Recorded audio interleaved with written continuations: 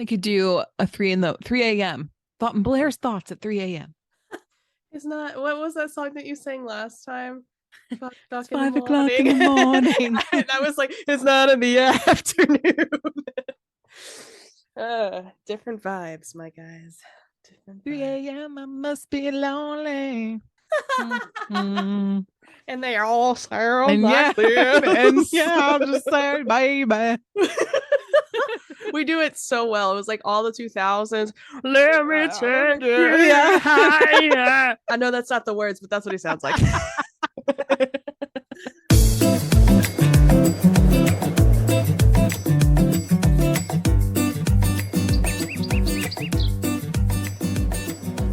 Hello, everyone, and welcome to the show. I'm Blair. And I'm Kirsten, and we are Mediocre content. And we're back for another week. This is month 2 of continuous podcasts. We are getting it. Killing the game. Absolutely. I was skeptical at first, clearly unnecessarily, because I think it's going really well.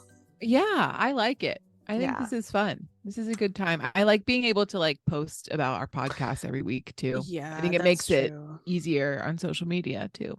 Yeah. Also, our interactions have increased as well, which is always good. Super fun. I send you like 100 more TikToks than I normally do. It's like TikTok homework at this point, really. I'm sorry. It's okay. Some of them are kind of entertaining, though, you have to admit. Oh no, I loved the one that you sent me today with the sweet little grandma yeah TikTok. If you guys don't know, grandma TikTok is like super fun because they're out here being hateful towards their dead ex-boyfriends, and I'm here for it. It's like, such a vibe. Yeah, I'm still alive, but my ex-boyfriend from high school fucking passed away. Dark. It's just full dark. They've just embraced it. He said I wasn't worth anything, but look who's dead now. Oh my god, it's so harsh. It's truly the best. You know what? I guess you have to, like, at a certain age, you just have to I guess let it all go, you know? I mean, yeah. Just live Let your inner savage out. Like these people, these women are like 97 years old. And they're out here like dancing on TikTok. Yes. I love it. It's such a different experience for, I feel like, the older generations when I was growing up. This is a good transition. I think it's good for them. I like it. And entertaining for us. So I'm here for it. Yes. So today we would like to change up the disclaimer a little bit. So we can't do this episode without the recognition that this topic can be triggering for some listeners. Mm-hmm. We would like to make sure that everyone is aware that today's episode is on alcoholic beverages.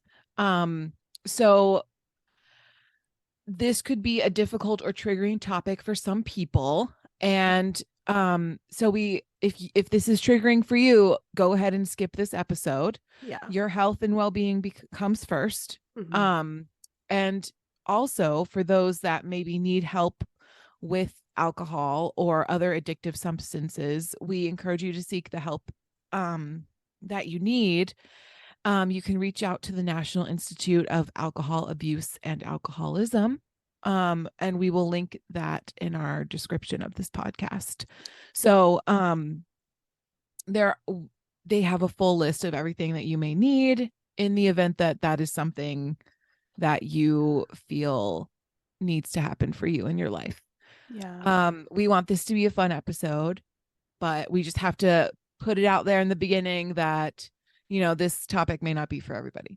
Exactly. And as always, we're not experts on anything. And if you've come to the podcast for any personal kind of advice, particularly on this subject, we must decline immediately. You know, we have other resources, like Blair said, that we're going to be linking. So definitely make sure that you check them out and do your own research. We encourage that always, but particularly with this topic, just want to be sensitive to that particular, you know, mindset. It's not for everyone, and we all go through different struggles. So just want to be transparent. Yeah. And also on that note, there's also like TikTok, there's a lot of at least I've been served a lot of videos with the algorithm of people doing like fun mocktails and things like that. So Exactly. don't feel like Yeah. after this episode, like you have to drink if you don't want to drink, because you don't. Yeah, definitely not. Never a requirement.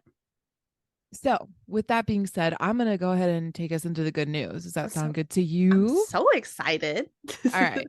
Beautiful. So this first one is kind of old, but I still think it's relevant because we're still in February and it's fine. So, Okay. if you have never heard of Groundhog Day, it is not just a movie.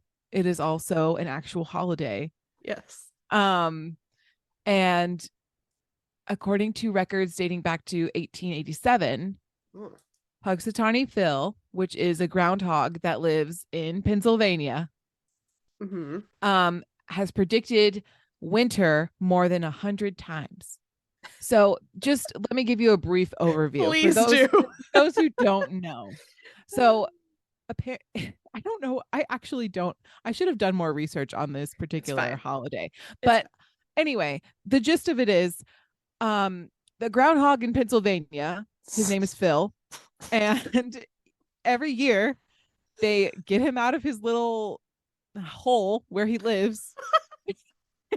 It's so weird. I just want you to know that first, maybe like other countries, I know. like, wait a minute. Super weird. Okay, so we wake up Phil, and he gets all grumpy, and then some town official that lives in the town where Phil lives picks him up, or like gets him to stand up, and if he sees his shadow, then it's 6 more weeks of winter. If he does not, then it's an early spring.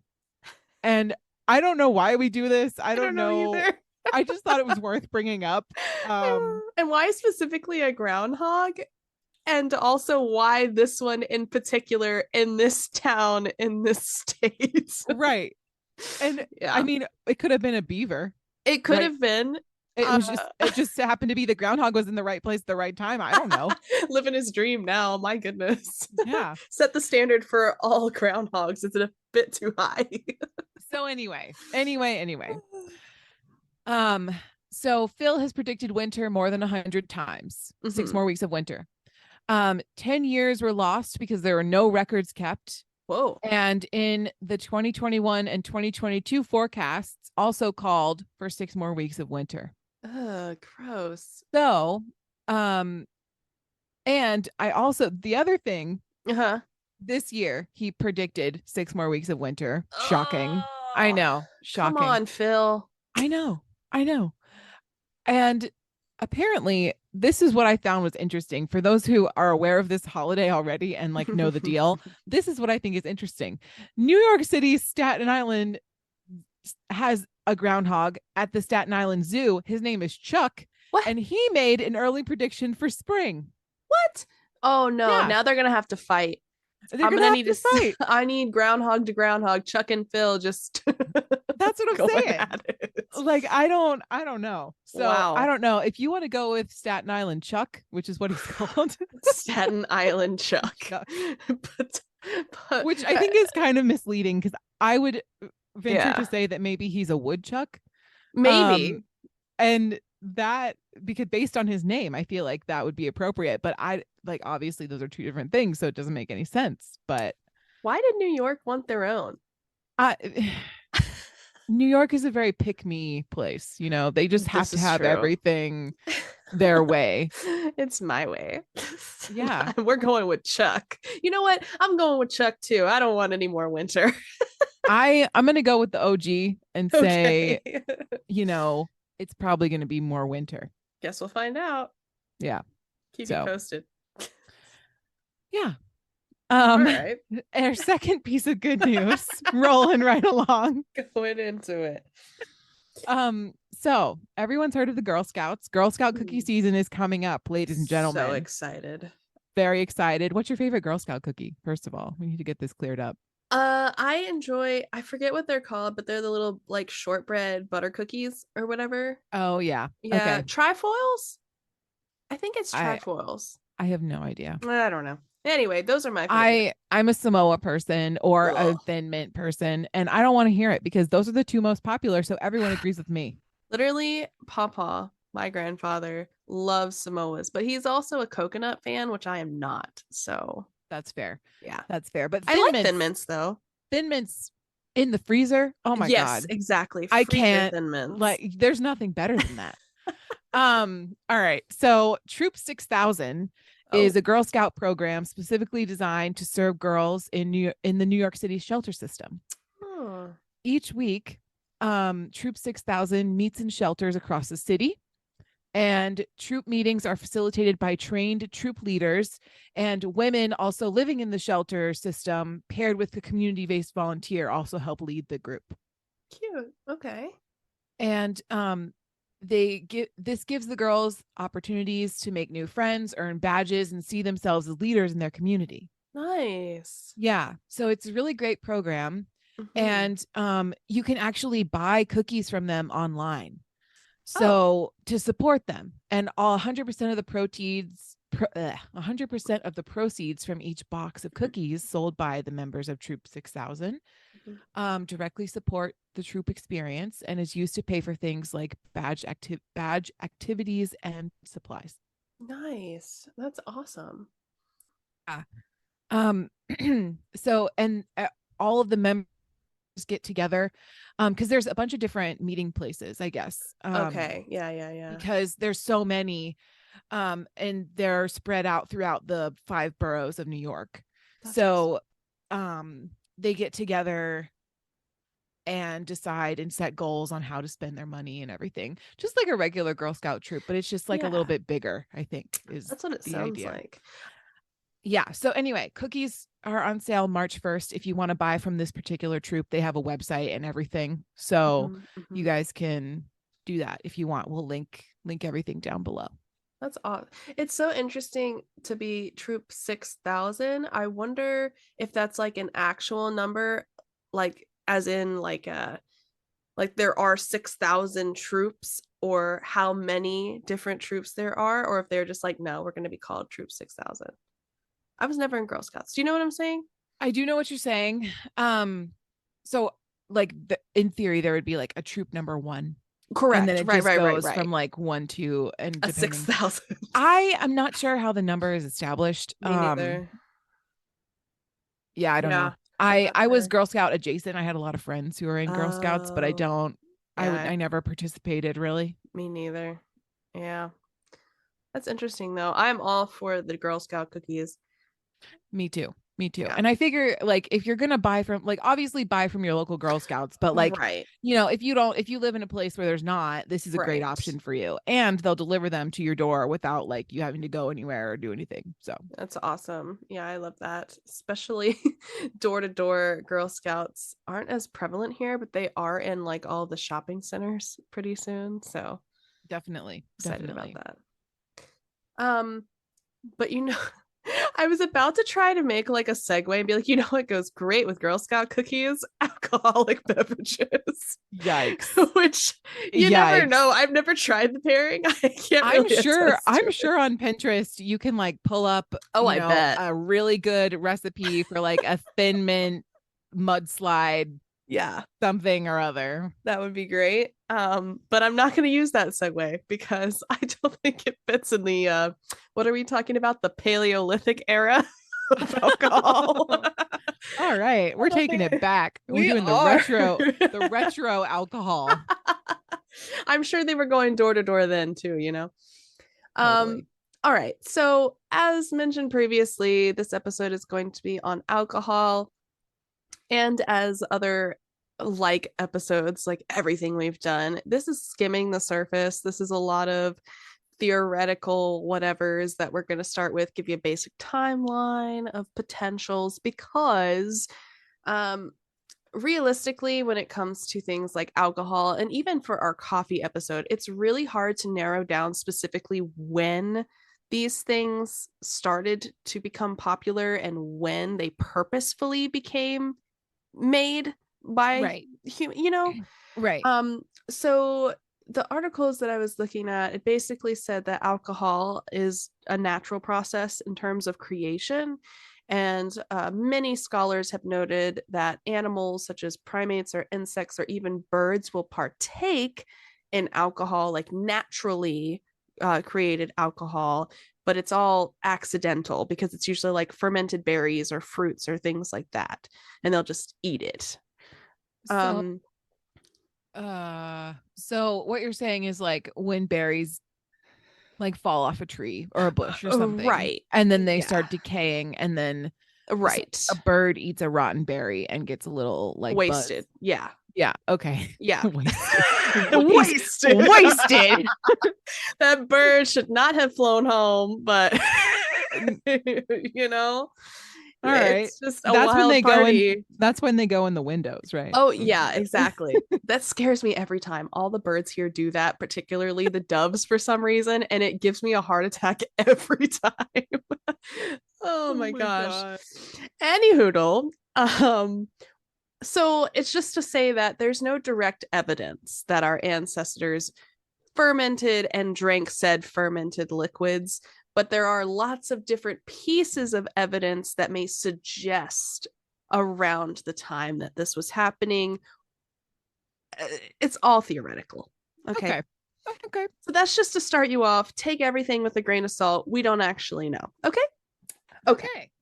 So, in theory, about 100,000 years ago, Paleolithic humans or their ancestors recognized that leaving fruit in the bottom of a container of some sort for extended periods of time would lead to naturally alcohol-infused juices, which is not what they necessarily called it. They might not have necessarily known the word for alcohol, for example, like we just know that now. Right. But just a general overview, it's about where we're at 100,000 years ago. Cool. In 30,000 BCE, some scholars interpreted that abstract parts of Upper Paleolithic cave art, such as the work of shamans, religious specialists, they were trying to attempt to connect to supernatural forces and supernatural beings, right? And most of the time, they were trying to reach them through what's called altered states of consciousness, or ASC. Yep. Which can be created by chanting, fasting, or psychotropic drugs, for example. And one of those is alcohol. So some of the earliest cave paintings would suggest that activities of said shamans may have been using alcohol as an ASC stimulant, for example. Cool. Yeah, sure. I mean, they were having a wild party. Is what I'm attributing that to. Yeah, no, exactly. Yeah, they were doing some shrooms and also drinking, and Terrible. They were like, "This is a religious experience." Yes, which I mean, arguably today, I'm sure some people would make that argument as well. I mean, from what I hear, the 70s were full of it potentially. True. You know, so this is not a new concept. This is, something that what I'll say is clearly this had some kind of religious connotation to it, and obviously in some states, and I don't mean that like some United States, I mean that in some places this is probably still a thing, but I would say it's less likely strictly for religious instances these days. If I had to guess, I would say. So then 25,000 BCE, it says the Venus of Lossel, found in French Upper Paleolithic caves, is a carved representation of a woman holding a cornucopia, or maybe a horn that's been cored out. And some people will also interpret that as a drinking horn or like a drinking vessel, which would commonly be used for meads or ales or whatever kind of alcoholic concoction they would be drinking at that point. Sure. And then 13,000 BCE, it's this is another kind of conjecture. So if you don't know how fermented beverages work, basically you need a container where you can store things, and then you just let it sit there in itself. There's probably different spices or something you can add to it. I don't really know how it's made. But you need something to store it in. And so about 15,000 years ago, the first pottery that they found was in China. So again, it's just wild conjectures. So like, oh, you need containers, and this is where we found pots for the first time. Like could allude to that, maybe just a conjecture. Oh, so you're saying like the beginning of pottery is like Right. possibly the beginning of alcohol. Right, because previously maybe they didn't have, because if we're thinking about potentially earlier than that, realistically they may not be using like clay or vessels that weren't as porous as maybe some, if you're using leaves or husks of something to try and make, it's got crevices and cracks, and air is filtering in and out. I imagine that you could still try and use that if you were doing it on purpose, but pots and clay and like those less porous things might have been better suited for that. I think that's reasonable. And then 10,000 BCE, grape seeds attest to possible wine consumption in I know, right? In the Franch cave in Greece. That's a really difficult word. But there were grape seeds there. So again, just kind of taking elements around the area and being like, yep, that could possibly indicate this. Yeah. Sounds like as we're moving along in time, we're getting more and more like closer to alcohol, if not already there. Exactly. Right. Yeah. It's becoming more apparent that this is probably what was happening. And then we get to the 9th millennium BCE. Early domesticated fruit was the fig tree. So they're starting to pick specific things that they're growing, which could indicate a use, which grapes for wine.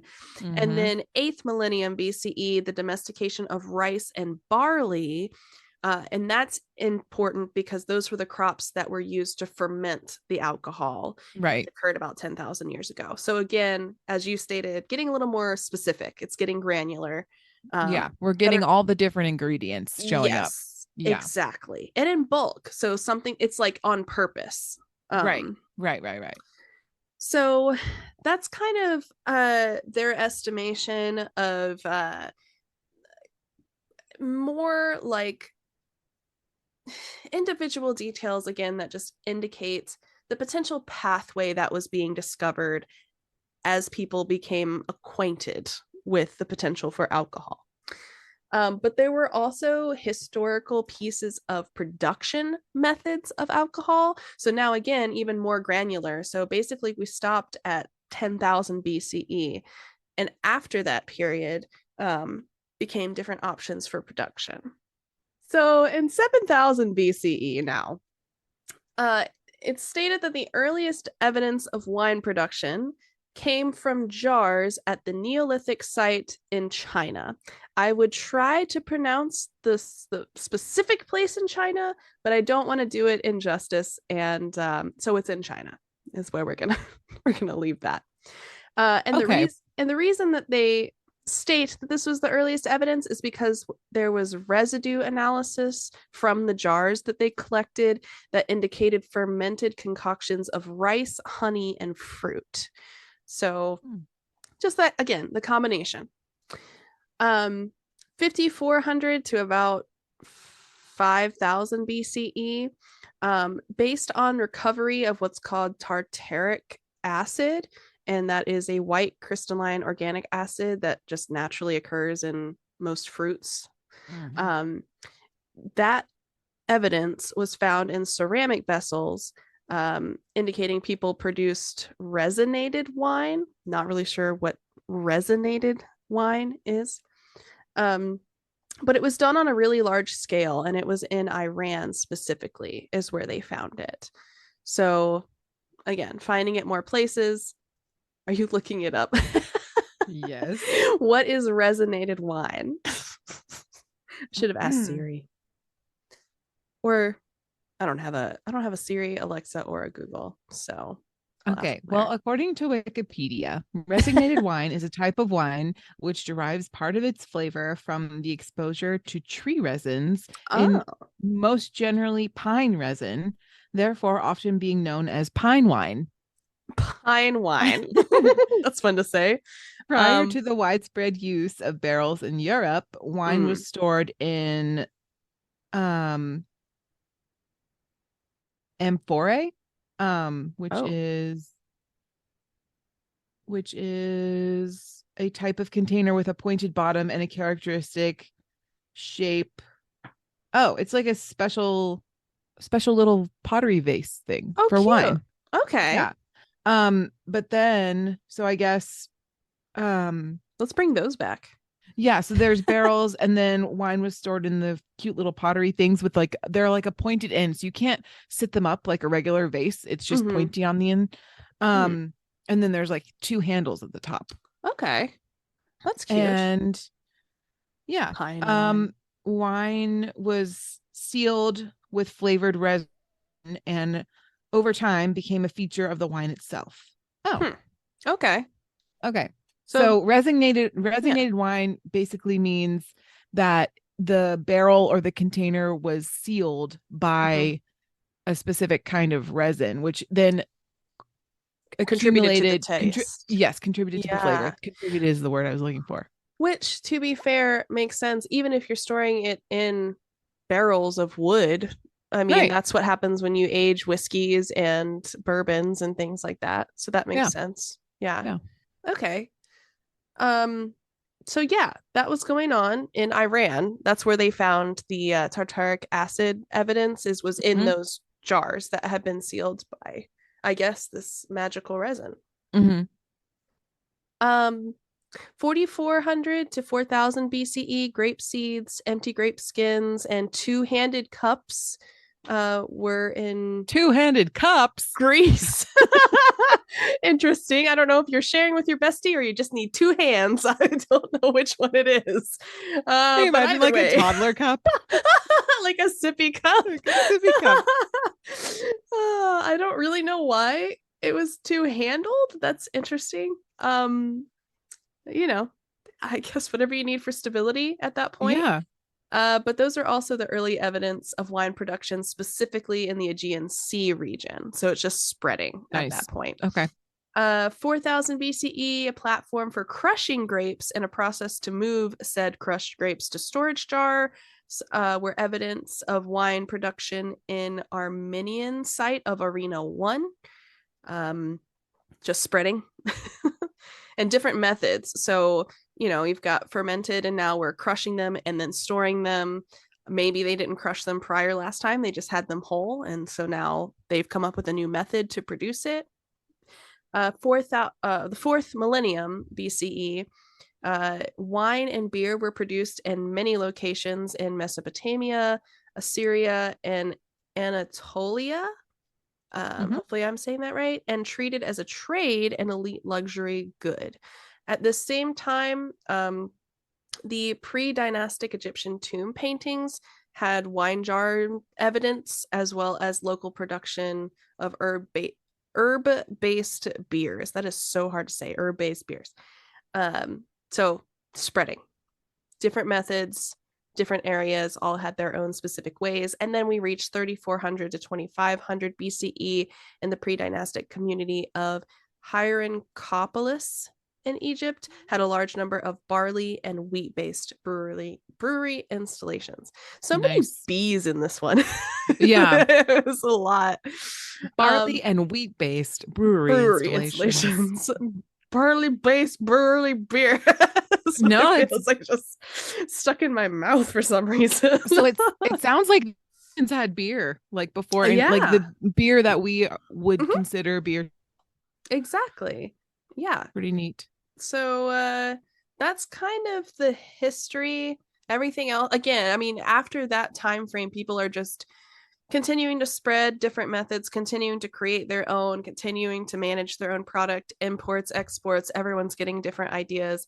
And so I feel like after that period, I mean, there are breweries that prop up everywhere and these days, and they sell ciders, they sell beer, they sell wine, like anything really. Yeah. Yeah. But we'll get into some of the science and maybe some of the differences in alcohol that you may not have known in the next segment. You ready to take a break? Yeah. Let's take a break. All right. Do you hate a quiet house? Are you tired of listening to The Office in the background while doing the dishes? Then you need mediocre content. Listen to us giggle and rant about meaningless topics in the comfort of your own home. Put us on in the background while cleaning your house, cooking, or even vacuuming. We promise you won't miss anything important. And you can always listen again. Choose mediocre content for your background noise. Welcome back, everybody. We are back from the break. And if our edited spreadsheet of all our information is anything to indicate, I believe Blair has a question. I do. I have a burning question. It's all in basically bold font. Okay. Well, I needed to remember what it was. Yeah. And I didn't want to forget like last episode. That's fine. Oh, this is my burning question. Yeah. Do you think that the wine and beer that was produced in the early like 3400 BCEs tasted any good? Honestly, I imagine it tasted pretty sweet. Like, really? Because you're using, so the reason I think that, right? The first indication when they were talking about like what they found or like the coatings on the jars in China, for example, was like rice, honey, and fruit. If I had to guess, like if you're using all natural stuff, I think depending on the fruit's acidity level and depending on how much honey or how much rice that you used, yeah, it probably tasted pretty darn good and maybe a little bit sweet, because I'm also thinking about like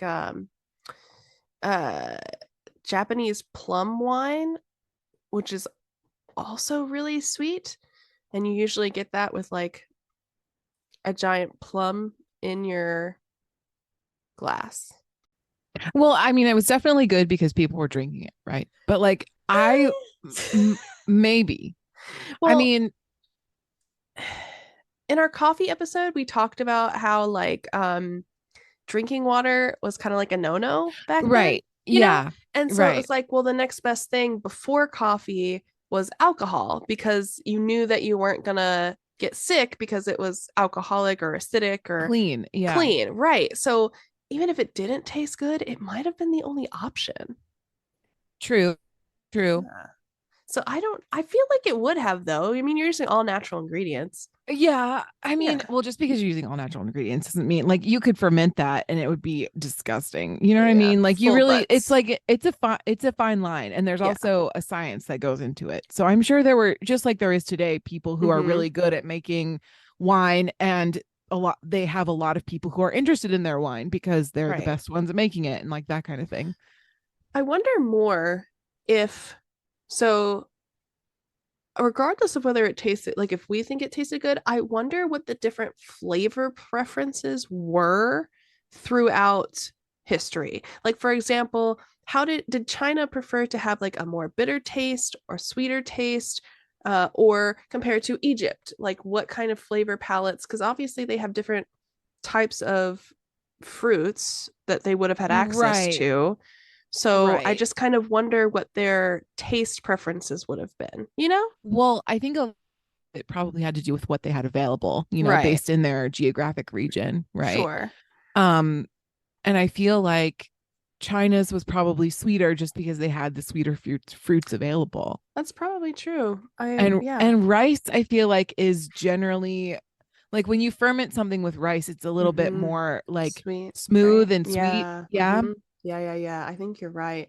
Listener, though, correct us though if you know more about that. But I think that is correct. And rice was very prevalent. Right.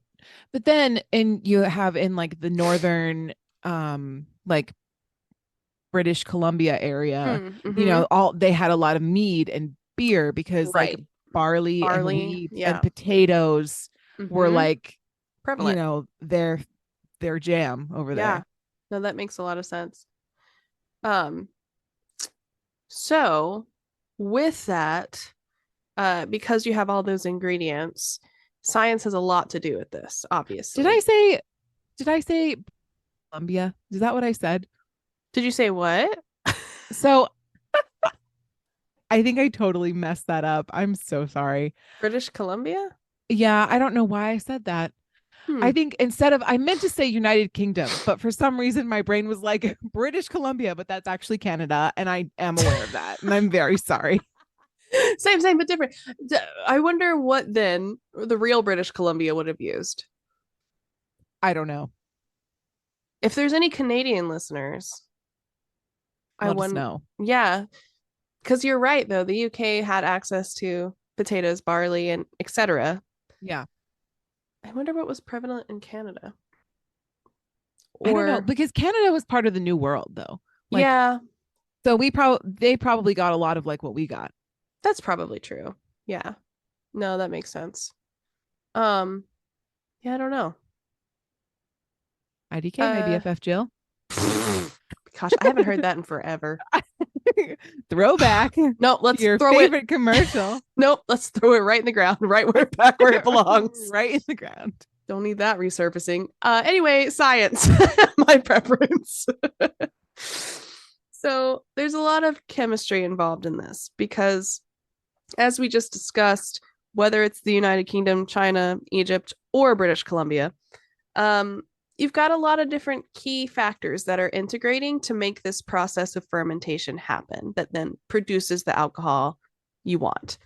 So If you don't like organic chemistry, skip ahead 5 minutes. yeah, please just move forward. This is not for you. So, in chemistry, alcohol exists when a hydroxyl group, which is a pair of oxygen and hydrogen atoms, replace the hydrogen atom in a hydrocarbon. Look that up if you want to see what it looks like. But don't do it. Or don't. It's awful. Don't do it. But alcohols bind with other atoms then to create what's called a secondary alcohol. And these types of alcohols are what we use every day. And they are methanol, isopropanol, and ethanol. Of the three, ethanol being the only one you can safely drink. Don't drink the other ones. Don't do it. Don't freaking do it. Don't do it. In the process of creating alcohol, there are also different types of ethanol products that you can create. One is distilled and the other is undistilled. So undistilled is kind of what you know most. So beer, wines, hard ciders, mead, and sake. And the drinks are fermented, specific for undistilled. And the fermentation is the process by which bacteria or yeast will chemically convert sugar into ethanol. So wine and beer are both fermented and undistilled alcoholic beverages, and wineries will ferment the grapes to make the wine, breweries using barley, wheat, or other grains to do the same. So that's undistilled. This is because it is also using sugar to ferment.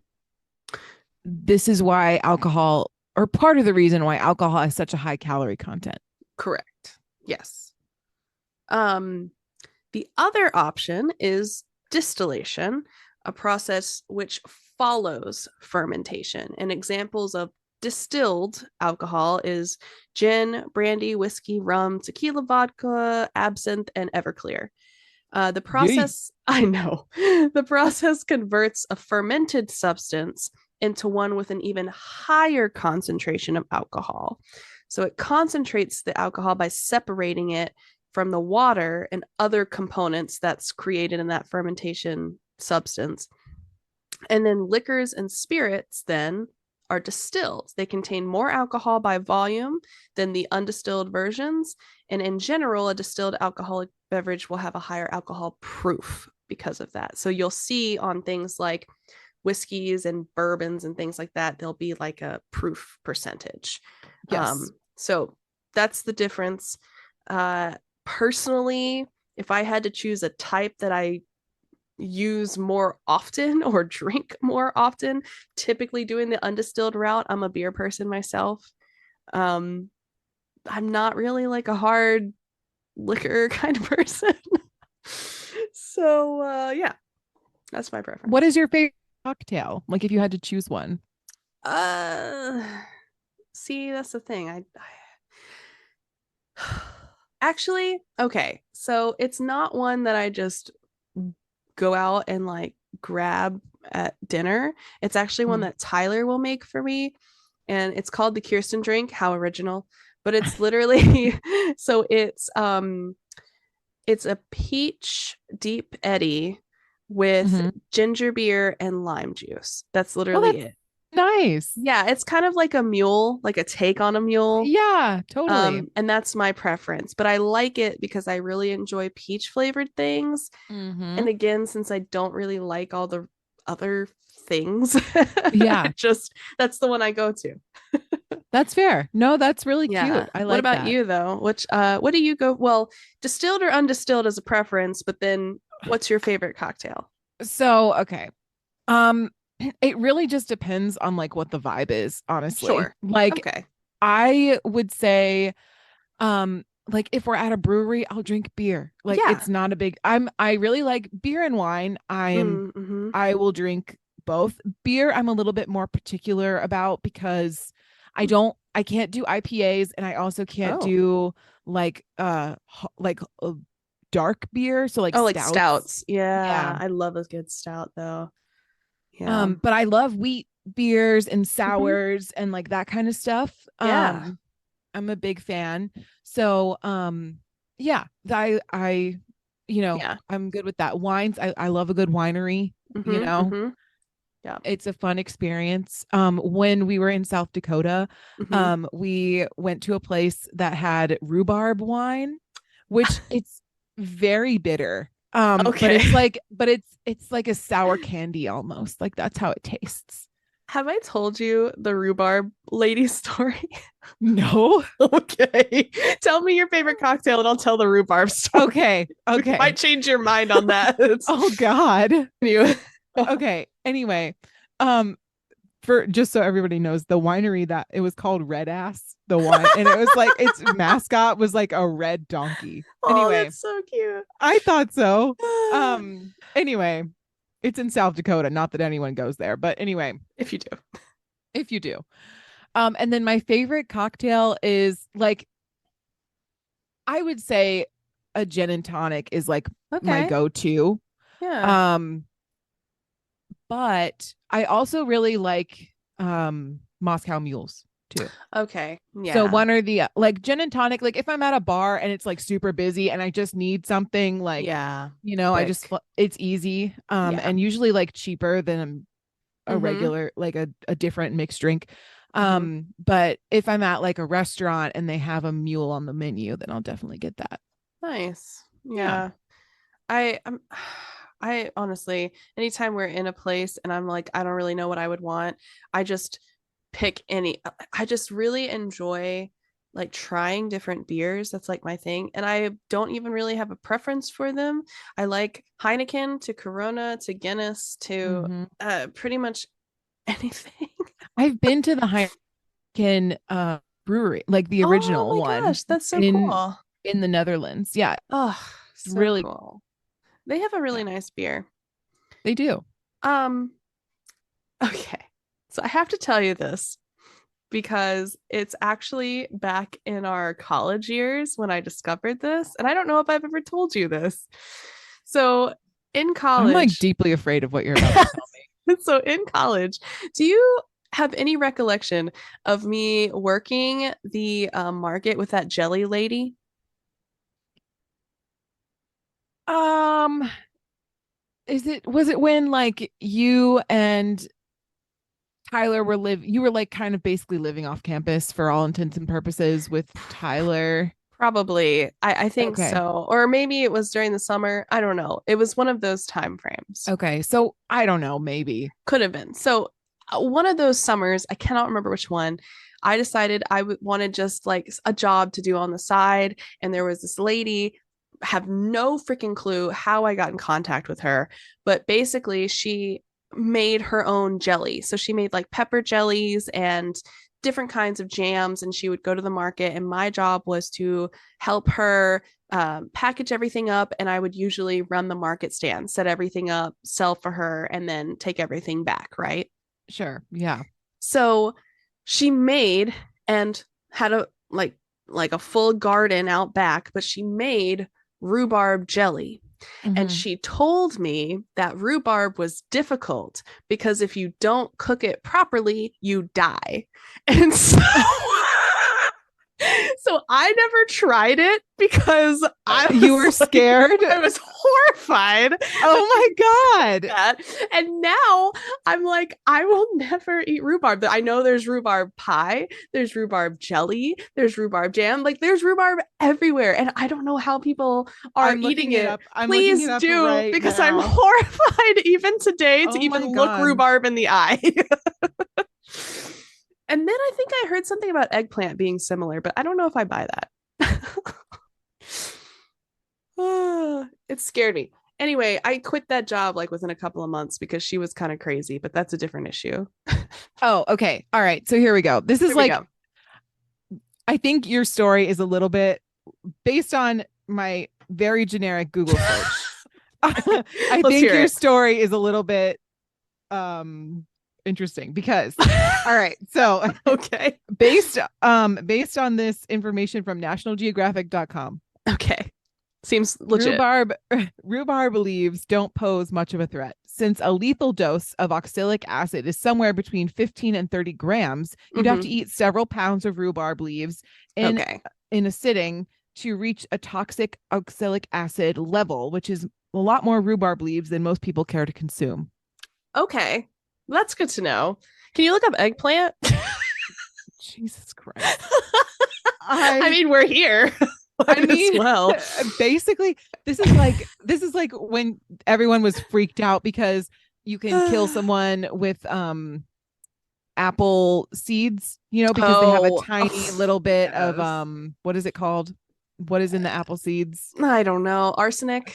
Yes, arsenic. Yeah. It's not that serious, everybody. It's not. It's all about doses. I mean, they say that about Brussels sprouts and spinach, and the calcium in spinach can like cause you to have kidney stones. But realistically, unless you're eating 40 pounds of spinach daily, you're probably fine. Where are you getting this information from? From everywhere. No, it's a scary world out here with your conspiracy bullshit. Oh my God. It's true. Okay, so the reason that I heard this, before you answer the eggplant question, so everything has a toxicity level. Like anything good can be bad at certain amounts. That's whether it has chemicals in it in that way or not, right? Yes. Right. And so recently I saw this TikTok. It was so silly. There was this guy who came into this podcast with a full list of just all the fruits, vegetables, natural whatevers that had carcinogenic elements in it. And again, I would like to reiterate, even with my silliness, I know this to be true as a fellow bio person and also someone with, no offense, a little bit of common sense, that it is all about dosage. Okay, it is all about how much you're eating, and realistically we would not consume anywhere near the lethal amount of any of these things unless Thank you for saying that, because I was about to break up with you. I was about to be like, we can't be friends. No, if you're gonna I don't buy it. I think it's interesting that these things are coming out because you see a lot of things on TikTok. So be aware things that they're spouting about Brussels sprouts, because that's the most recent. They're talking about Brussels sprouts and spinach specifically because of this study that came out.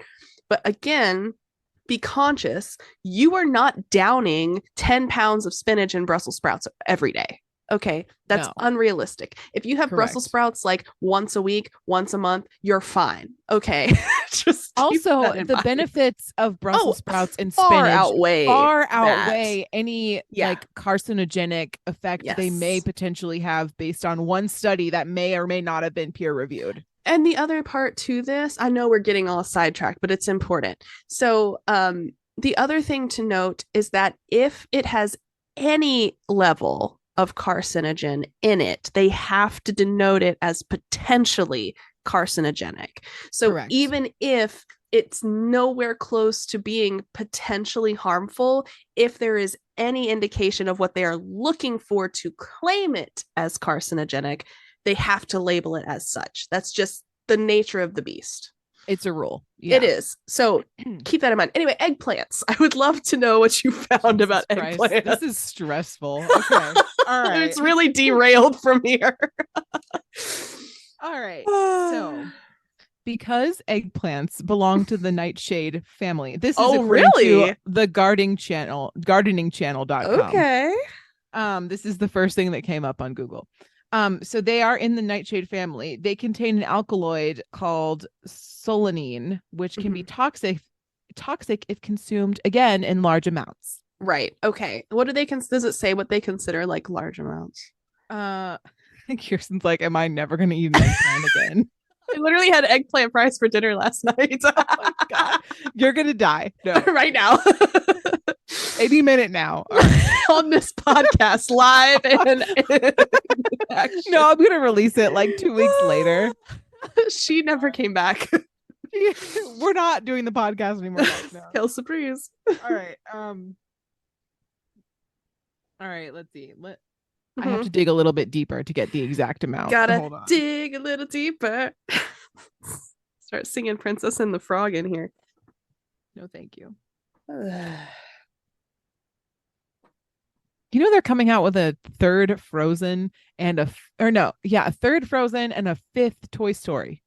I did not see anything past Toy Story 1. Full transparency. And I liked Frozen 2, but maybe not enough to see a Frozen 3. Also, didn't they... Oh, never mind. That was something else. Never mind. I probably won't see it, honestly. Although I need to watch Sing 2. That's on my list. Oh, it's good. You'll like it. Yeah, I heard. And The Rise of Gru. I haven't seen that either, but I want to. I haven't seen that one either. No. Caden's been watching it nonstop. Oh, okay. Like weeks.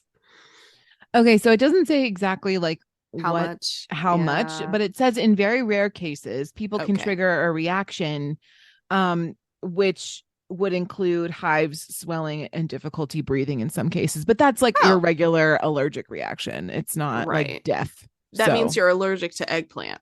Right. Which is not a huge deal. It's okay. Which I feel like you can get around the world without encountering one if you don't even try. Yes. Okay. Well, this has been lovely. I think we've stressed the people out. I think we derailed. Oh, we did it. Like so violent. Oh my God. I mean, it's interesting because I know that, I found a way to tie it back. So alcohol, be drinking responsibly, right? Like it is something to be responsible with, and in certain doses is not good for you. So just keep that in mind while you're making any freshman girl. I remember that always one. I thought it was a lemon drop. I didn't think it was tequila. That girl gets me all the time. Look that up on TikTok. So funny. It's so funny. So with that, we would love to know your favorite beverage or your favorite non-alcoholic beverage if you're not into that, because again, this is a space for everyone and everyone's preferences. That's perfectly appropriate. You can send that in to us via email at mediocrecontentpodcast@gmail.com. You can send us a tweet at mediocre squawks, or connect with us over on Instagram at mediocre content podcast. And that's honestly all I have, which is probably a good thing at this point. That's right. Eat your vegetables. Please just eat them. Don't worry about the data coming out. Eat your vegetables. All right. And we'll see you guys next week with something else. I don't know what it's going to be yet. Hopefully not as scary. No. All right. Cheers. Cheers.